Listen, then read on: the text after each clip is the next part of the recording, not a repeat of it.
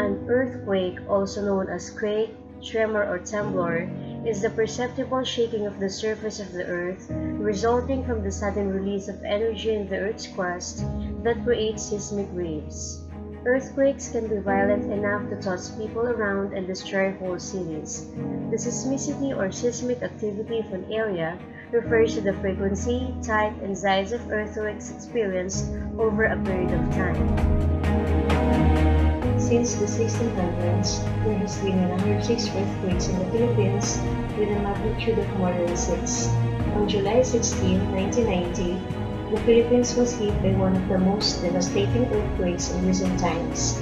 A 7.8 magnitude earthquake hit the northern part of Luzon, leaving 2,412 people dead and around $369 million worth of damage to property. We cannot prevent earthquakes from occurring, but there are simple and effective things we can do to prepare now so we can survive, reduce losses, and recover afterwards.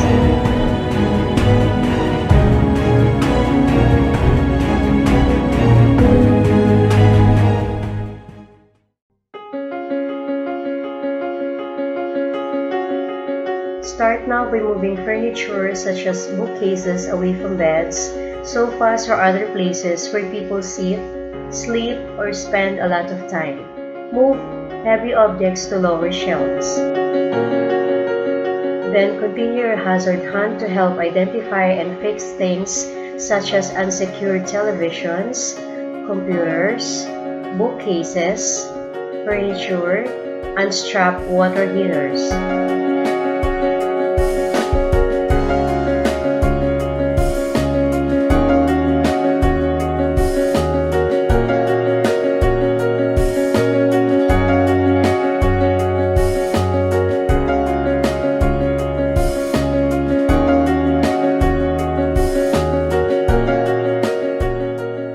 Once the earthquake is over, we will have to live with the risk of fire, the potential lack of utilities and basic services, and the certainty of aftershocks.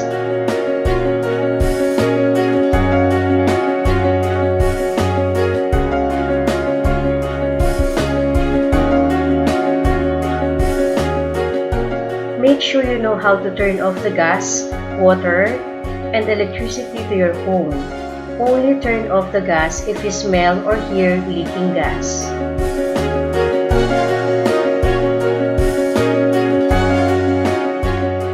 Planning for an earthquake, terrorist attack, or other emergency is not much different from planning for a party or vacation.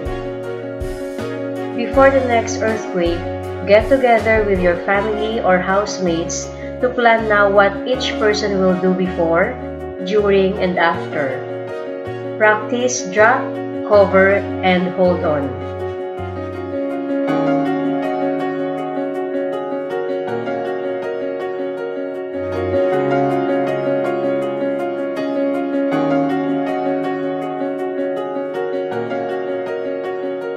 Work with your neighbors to identify who has skills and resources that will be useful in an emergency.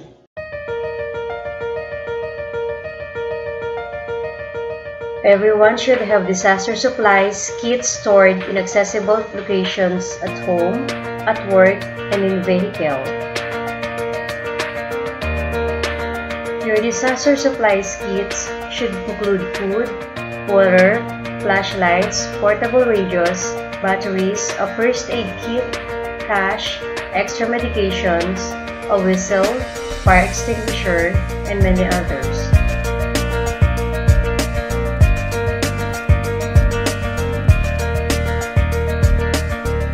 In addition to your personal disaster supplies kits, store a household disaster supplies kit in an easily accessible location, in a large watertight container that can be easily moved.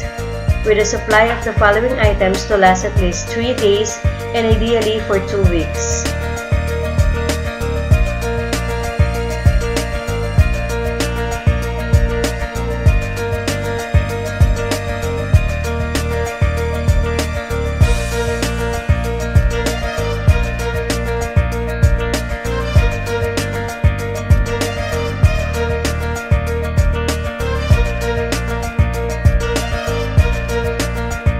You can minimize your financial hardship by organizing important documents, strengthening your property, and considering earthquake insurance.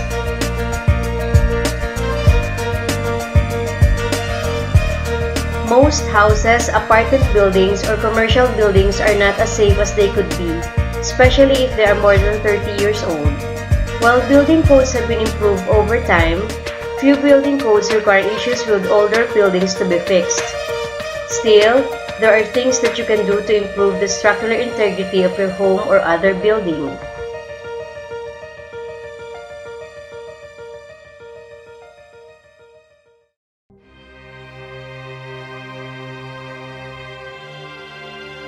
Taking the proper actions such as drop, cover, and hold on can save lives and reduce the risk injury. Everyone, everywhere, should learn and practice what to do during an earthquake, whether you are at home, work, school, or traveling.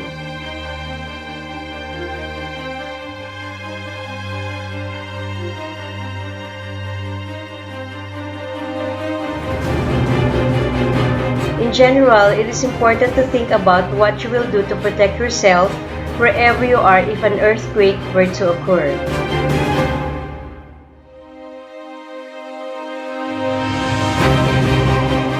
First, take care of your own situation. Remember your emergency plans. Aftershocks may cause additional damage or items to fall, so get to a safe location.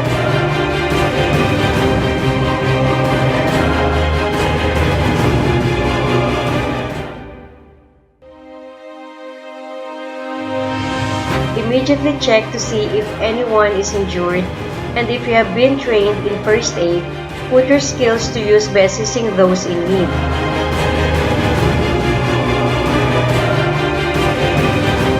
Surf the radio dial to find the station that is on the air and listen to the public announcements and alerts.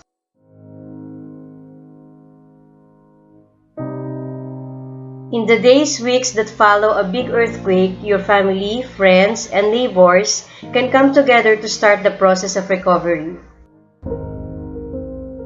Once you have dealt with urgent and immediate needs after an earthquake, continue to follow the plan you prepared in advance.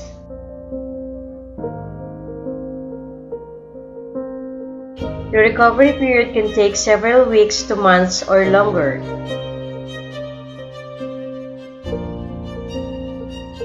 Nothing is impossible if everyone will be helping each other side by side.